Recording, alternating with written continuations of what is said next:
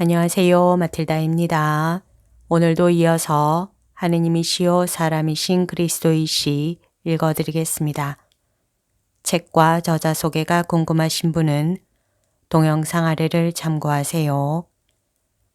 공생활 첫해 94장 고운 내에 계신 예수 세례자의 세 제자. 매우 추운 겨울날이다. 구름 한 점 없이 단조로운 하늘에 해가 떠 있고 바람이 분다. 해가 방금 떴다. 아직 엷은 설이, 아니 그보다도 거의 얼어붙은 이슬이 한 겹 10개 깔려 있어 땅바닥과 풀에 금강석 가루를 뿌린 것 같은 인상을 준다. 남자 세 사람이 집을 향하여 온다. 그들은 어디로 가야 하는지를 알기 때문에 망설이지 않는 발걸음으로 걸어온다. 마침내 그들은 우물에서 물을 길어 채운 물병들을 가지고 마당을 건너 질러가는 요한을 보고 그를 부른다. 자네들이 여길 어서들 오게. 선생님이 기꺼이 만나 주실 걸세. 오게. 군중이 오기 전에 이리 오게. 지금은 여기에 사람이 많이 오거든. 이들은 세례자 요한의 제자인 세 목자 시메온과 요한과 마티아이다. 그들은 기꺼이 사도를 따라간다. 선생님, 여기 친구 세 사람이 왔습니다. 보십시오. 요한은 부엌으로 들어가면서 말한다. 부엌에서는 잔가지들이 활활 타면서 보통 나무와 월계수가 타는 기분 좋은 냄새를 풍긴다. 오 친구들, 당신들에게 평화가 있기를. 당신들이 나를 보러 오다니 웬일이요. 세례자에게 어떤 불행이라도. 아닙니다, 선생님. 세례자의 허락을 받고 왔습니다. 세례자는 선생님께 인사를 드리며 활자비들에게 쫓기는 사자를 하느님께 부탁드려 주십사고 말합니다. 세례자는 자기 운명에 대해 환상을 품지 않습니다. 그러나 지금 당장은 자유롭습니다. 그리고 선생님이 신자를 많이, 처음에는 그분의 제자였던 사람들까지 신자로 두셨기 때문에 기뻐하고 있습니다. 선생님, 저희들도 선생님의 신봉자가 되기를 갈망합니다.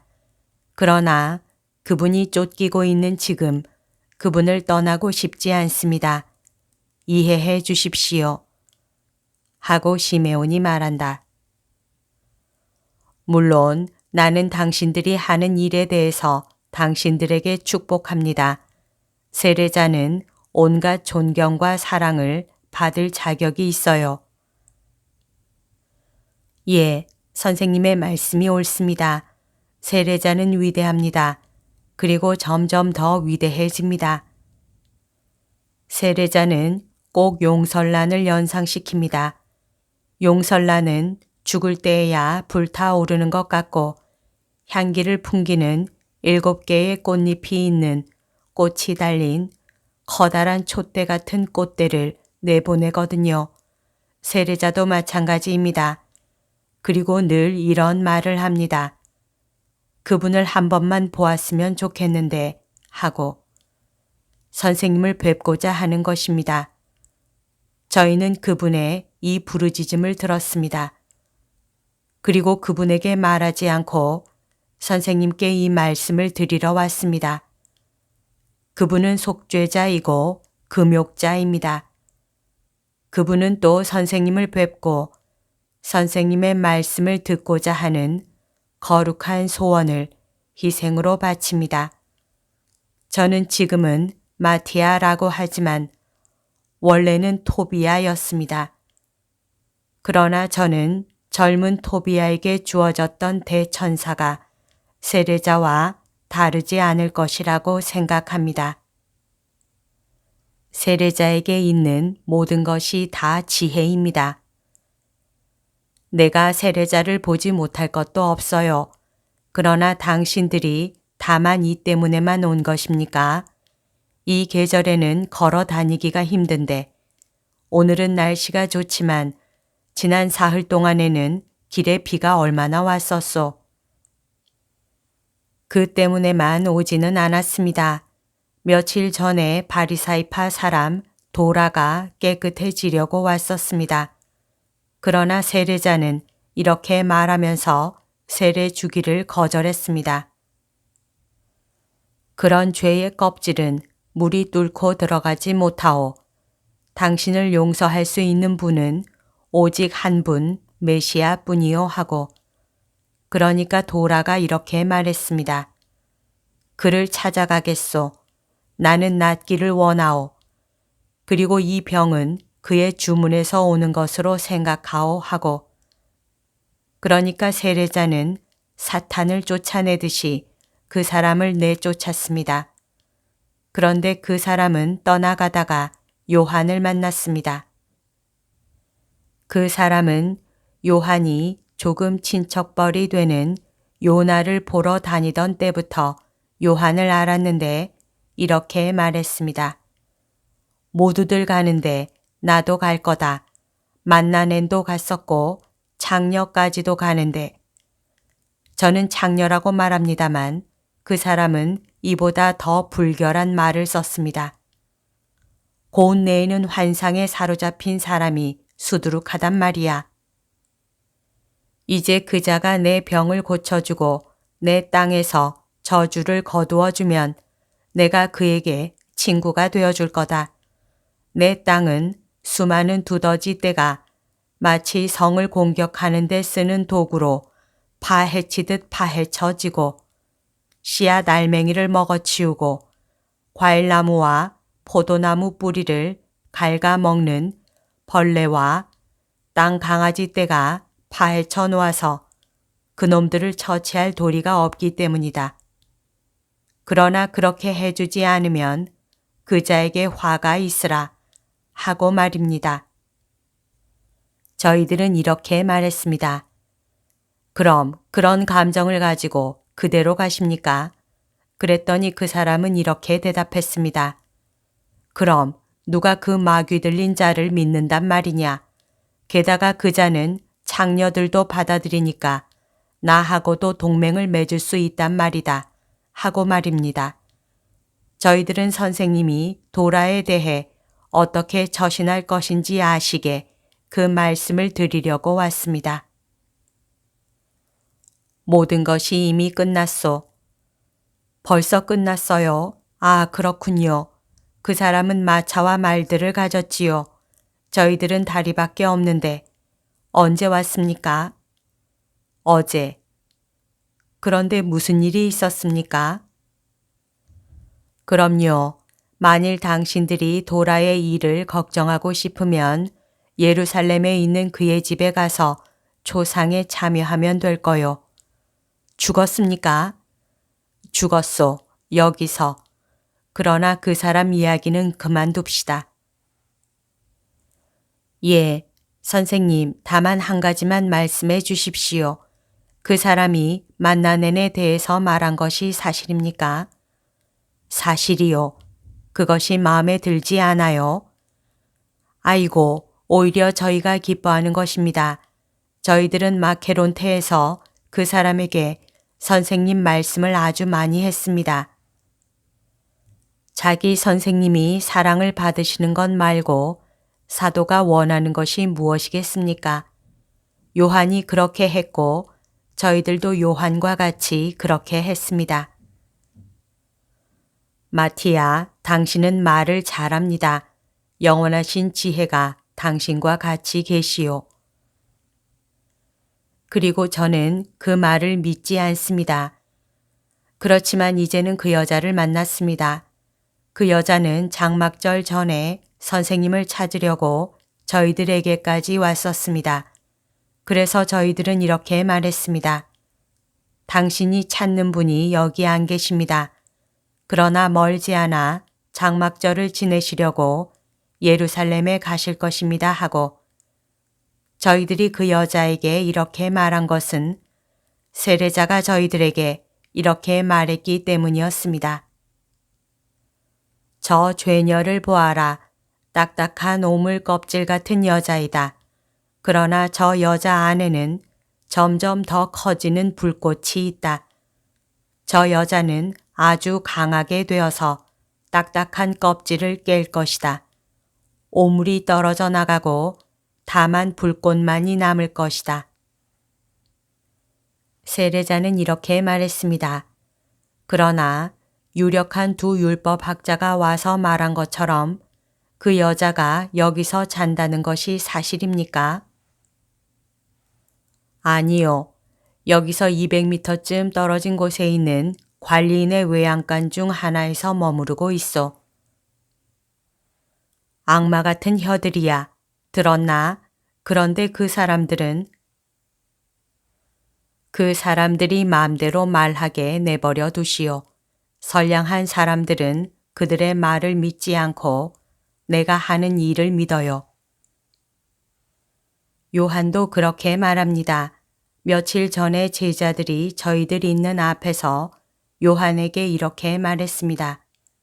선생님, 선생님과 같이 요르단강 건너편에 있던 분, 선생님이 증언을 해 주신 분이 지금은 세례를 주고 있습니다. 그리고 모두들 그분에게로 갑니다. 선생님은 이제 신봉자들이 없게 되겠습니다 하고요. 그랬더니 요한은 이렇게 대답했습니다. 이 소식을 듣는 내 귀는 복되다. 사람은 하늘이 주신 것 이외에는 아무것도 가질 수 없다는 것을 알아라. 너희들은 내가 이런 말을 했다는 것을 증언할 수 있다.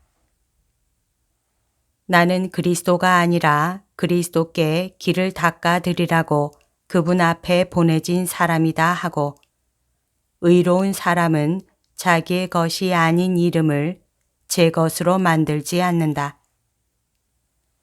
그리고 어떤 사람이 그에게 선생이 그분이지요.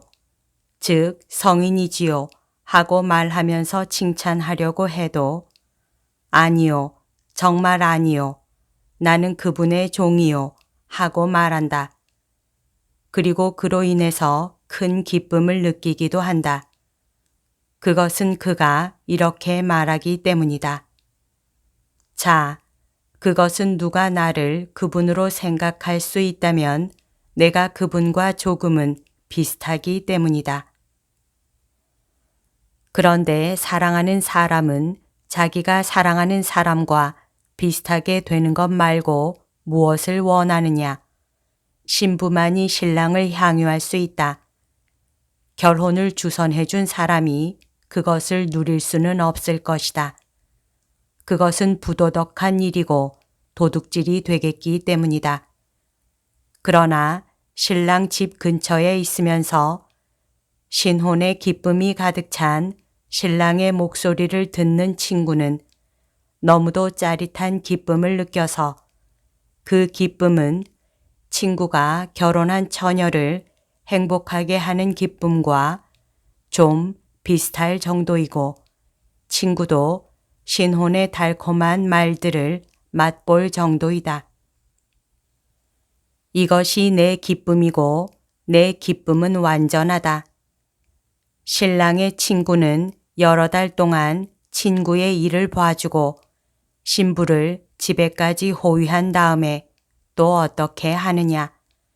그는 물러가고 사라진다. 나도 이와 마찬가지이다.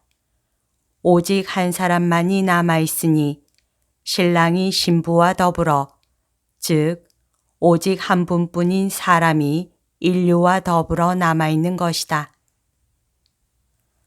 오, 심오한 말씀. 그분은 커져야 하고 나는 작아져야 한다. 하늘에서 오신 분은 모든 사람보다 높으시다. 성조들과 예언자들은 그분이 오시면 사라진다. 그분은 모든 것을 비추는 태양과 같고 하도 강렬한 빛으로 비추어서 빛을 잃은 천체와 별들이 그 빛으로 장식되고 그 자체로서는 어둠에 지나지 않는 천체들은 그 최고의 광휘 속으로 사라질 정도이다. 이렇게 되는 것은 그분은 하늘에서 오셨는데 성조들과 예언자들은 하늘에 가게 되어 있지만 하늘에서 오지는 않았기 때문이다. 하늘에서 오신 분은 모든 사람 위에 계시고 당신이 보고 들은 것을 전파하신다. 그러나 하늘을 지향하지 않고 따라서 하느님을 부인하는 사람은 아무도 그분의 증언을 받아들일 수 없다. 하늘에서 오신 분의 증언을 받아들이는 사람은 그의 믿음으로 진리 없는 지어낸 이야기가 아니라 진리이신 하느님께 대한 그의 신앙을 확인한다. 그는 진리를 찾는 영혼을 가졌기 때문에 진리를 깨닫는 것이다. 하느님께서 보내신 분은 하느님의 말씀을 하신다. 그것은 하느님께서 그분에게 성령을 가득히 주셨고 또 성령은 자, 내가 여기 있으니 나를 가져라. 나는 너와 함께 있고자 한다. 우리 사랑의 기쁨인 너와 더불어 하고 말씀하시기 때문이다. 아버지께서 아들을 한없이 사랑하시고 아들의 손에 모든 것을 넘겨주셨기 때문이다. 그러므로 아들을 믿는 사람은 영원한 생명을 차지한다. 그러나 아들을 믿기를 거절하는 사람은 생명을 보지 못할 것이고 하느님의 분노가 그의 안과 그의 위에 남아 있을 것이다. 세례자는 이렇게 말했습니다. 이 말은 선생님께 드릴 수 있도록 제 머리에 새겨져 있습니다. 하고 마티아가 말한다. 그리고 나는 여기에 대해 당신을 칭찬하고 당신에게 감사하고 이스라엘의 예언자들 중에서 마지막 예언자는 하늘에서 내려온 사람이 아니라 어머니의 태중에서부터 하느님의 선물의 은혜를 받았기 때문에 당신들은 이것을 모르지만 내가 당신들에게 이것을 말해주는 것이요. 하늘에 가장 가까운 사람이요. 무엇입니까? 무엇입니까? 아이고, 이야기해 주십시오. 세례자는 자기 자신에 대해서 나는 죄인이다 하고 말합니다. 새 목자는 몹시 알고 싶어 한다. 그리고 제자들도 역시 똑같은 소원을 가지고 있다. 어머니가 하느님이 나를 임신해서 태중에 가지고 계실 때 겸손하고 사랑 가득한 분이셨기 때문에 어머니 쪽으로 사촌 언니이며 늙어서 임신한 요한의 어머니를 도와주려고 가셨다. 세례자는 생긴 지가 7달이 되었었기 때문에 벌써 영혼을 가지고 있었다. 그래서 어머니의 태중에 들어있던 태아가 하느님의 정배의 목소리를 듣고 기뻐 뛰놀았다. 요한은 구속된 사람들을 앞서 갔다는 사실로도 선구자이다. 그것은 은총이 이 태에서 저 태로 옮아가서 그 태중으로 뚫고 들어갔고 그래서 아이의 영혼에서 원죄가 없어졌기 때문이다. 그러므로 나는 하늘에는 지혜이신 분이 3분 계신 것과 같이 이 세상에는 지혜를 가진 사람이 셋이 있다고 말하는 바이다. 세상에는 하느님의 말씀과 어머니와 선구자가 있고 하늘에는 아버지와 아들과 성령이 계시다. 저희들의 영혼은 몹시 놀라고 있습니다. 메시아가 나셨다는 말을 들었을 때와 거의 같습니다. 선생님은 한없는 자비이시고 저희들의 요한은 한없는 겸손이기 때문입니다. 그리고 내 어머니는 한없는 순결, 은총, 사랑, 순종, 겸손, 그리고 다른 모든 덕행을 가지고 계신데 모든 덕행의 근원은 하느님께 있어서 하느님께서 그것을 당신의 성인들에게 부어주신다. 선생님, 많은 사람이 왔습니다. 하고 제베데오의 야고보가 말한다. 가자, 너희들도 오너라. 사람이 대단히 많다. 평화가 여러분과 함께 있기를 바랍니다. 하고 예수께서 말씀하시는데 그런 일이 별로 자주 있지 않은 모양으로 미소를 짓고 계시다. 사람들은 떠들고 손가락질로 예수를 가리키기도 한다. 구경꾼이 많이 있다. 내 주 하느님을 시험하지 말아라 하는 말씀이 성경에 있습니다. 이 계명을 잇는 일이 너무나 많습니다. 우리가 우리 자신의 뜻을 하느님께 강요하고자 할 때 우리는 하느님을 시험하는 것이 됩니다. 거룩하고 완전하며 또 영적인 면을 가지고 있음으로 해서 가장 중요한 것인 율법의 계명을 거슬러 무모하게 행동하고 하느님께서 창조하신 육체에 전념하고 몰두하면 하느님을 시험하는 것이 됩니다. 용서를 받고 나서 다시 죄를 짓게 되면 하느님을 시험하는 것이 됩니다. 하느님의 선물을 받은 다음 그것을 이기적으로 그것을 주신 분은 생각하지 않고 씀으로써 거기에서 손해가 생기게 하면 하느님을 시험하는 것이 됩니다. 하느님의 선물을 가볍게 다루어서는 안 되고 하느님을 우롱해도 안 됩니다. 그런데 이런 일이 너무도 자주 일어납니다. 어제 여러분은 하느님을 우롱하는 사람에게 타격을 주는 벌을 보았습니다. 뉘우치는 사람은 한없이 불쌍히 여기시는 영원하신 하느님이시지만 뉘우치지 않고 행실을 고치기를 수락하지 않는 사람에게는 반대로 오직 엄하실 뿐입니다. 여러분은 하느님의 말씀을 들으려고 내게 오십니다. 여러분은 기적을 얻기 위하여 내게 오십니다. 여러분은 용서를 얻기 위하여 내게 오십니다. 그래서 아버지께서는 여러분에게 말씀과 기적과 용서를 주십니다. 그리고 나는 여러분에게 기적과 용서를 줄 수 있고 여러분에게 하느님을 알게 할 수 있기 때문에 하늘을 그리워하지 않습니다. 그 사람은 어제 나답과 아비후와 같이 하느님의 분노로 불로 벼락 맞다시피 해서 쓰러졌습니다. 그러나 여러분은 그 사람을 판단하는 일을 삼가시오.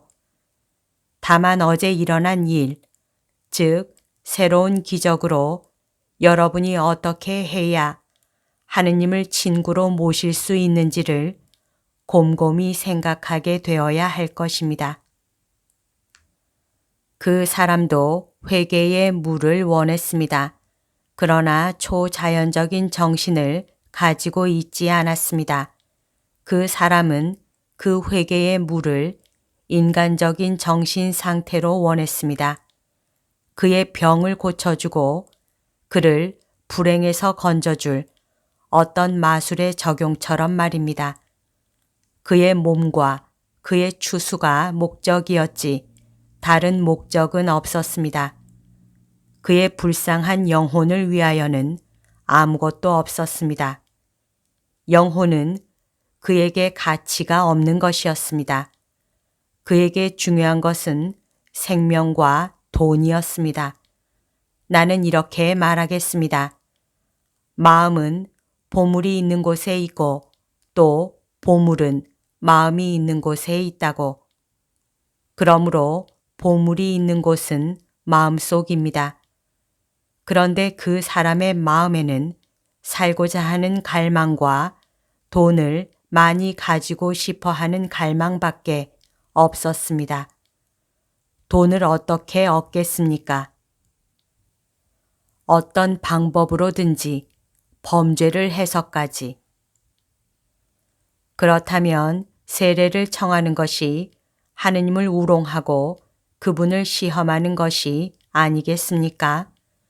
그의 오랜 죄의 생활에 대한 진정한 뉘우침만 있었더라면 이것이 그에게 거룩한 죽음을 마련해 주고 또 그가 정당하게 이 세상에서 가질 수 있었던 것까지도 다 마련해 주기에 충분했을 것입니다. 그러나 그 사람은 회개하지 않는 사람이었습니다. 자기 자신 이외에는 아무도 사랑한 적이 없었으므로 그 사람은 결국 자기 자신도 사랑하지 않게 되고 말았습니다. 증오는 사람이 자기에 대해서 가지는 동물적이고 이기적인 사랑까지도 죽이기 때문입니다. 진실한 뉘우침의 눈물이 그의 세례에 쓰는 물이 되어야 하는 것이었습니다. 그리고 내 말을 듣는 여러분 모두에게도 이러해야 합니다. 그것은 죄 없는 사람이 아무도 없고 따라서 여러분 모두 이 물이 필요하기 때문입니다. 이 물은 마음으로 짜져서 내려와 씻고 더럽혀진 것에 순결을 돌려주고 넘어진 사람을 일으켜주며 죄로 인하여 창백하게 될 때까지 피를 흘린 격이 된 사람에게 기운을 다시 차리게 해줍니다. 그 사람은 세상의 불행에 대해서만 걱정을 했습니다. 그러나 사람으로 하여금 곰곰이 생각해야 하는 불행은 한 가지밖에 없습니다. 그것은 하느님을 잃는 영원한 불행입니다. 그 사람은 의례적인 헌금을 하는 것을 잊지 않았습니다. 그러나 하느님께 영적인 제물을 드릴 줄을 몰랐습니다. 옳지 않게 얻은 이득에서 오는 제물을 가지고 하는 위선적인 제물은 마치 하느님께 사람의 나쁜 행동의 공범이 되어 주시기를 청하는 것과 같습니다. 이런 일이 있을 수 있습니까? 이렇게 뻔뻔스럽게 행동하는 것은 하느님을 우롱하는 것이 아닙니까? 하느님께서는 이런 식으로 열망하는 사람은 당신에게서 멀리 물리치십니다. 영혼이 죄로부터의 단절을 스스로 자기에게 지워주지 않으면 육체적인 단식이 혹 무슨 소용이 있겠습니까? 이곳에서 있은 그 사람의 죽음으로 여러분은 정말 하느님의 사랑을 받는 데 필요한 조건들을 곰곰이 생각해 보아야 합니다. 지금 그의 호화로운 저택에서는 친척들과 곡하는 사람들이 멀지 않아 무덤으로 끌고 갈 시체를 놓고 초상을 치르고 있습니다. 오, 진짜 초상이고 진짜 시체입니다. 그는 이제 시체에 지나지 않습니다. 아무 바람도 없는 슬픔 외의 아무것도 아닙니다. 그것은 영혼은 벌써 죽어서 그가 친척 관계로나 사상이 유사함으로 사랑했던 사람들에게서 영원히 떨어졌기 때문입니다. 같은 곳에 머물러 있으므로 영원히 함께 있게 된다 하더라도 그곳에서는 증오가 지배하고 있어 그들을 갈라놓을 것입니다. 그때에는 죽음이 참된 이별이 됩니다. 자기의 영혼을 죽였을 때에는 다른 사람들 대신에 그 사람이 자기 자신을 한탄하는 것이 더 나을 것입니다. 그리고 뉘우치는 겸손한 사람의 그 눈물로 하느님의 용서와 더불어 생명을 영혼에 돌려주어야 할 것입니다. 증오나 비난 없이 다만 겸손만을 가지고 가시오. 증오를 가지지 않고 다만 정당한 평가로 그 사람에 대하여 말한 나처럼 말입니다. 삶과 죽음은 죽음의 지배를 받지 않는 생명을 얻기 위하여 잘 살고 잘 죽도록 가르쳐 줍니다. 평화가 여러분과 함께 있기 바랍니다. 병자도 없고 기적도 없다. 그래서 베드로는 세례자의 세 제자에게 말한다. 당신들 때문에 유감스럽게 생각합니다. 아이고, 그럴 필요 없습니다. 우리는 보지 않고도 믿습니다. 우리는 저분이 나실 때 기적을 보았기 때문에 믿게 되었으니까요. 그리고 이제는 우리의 믿음을 확인하기 위해 그분의 말씀을 들었습니다. 우리는 우리의 형제요, 나와 같이 하늘에 이르기까지 그 말씀에 충실하기만을 바랄 뿐입니다. 이것으로 모든 것이 끝난다.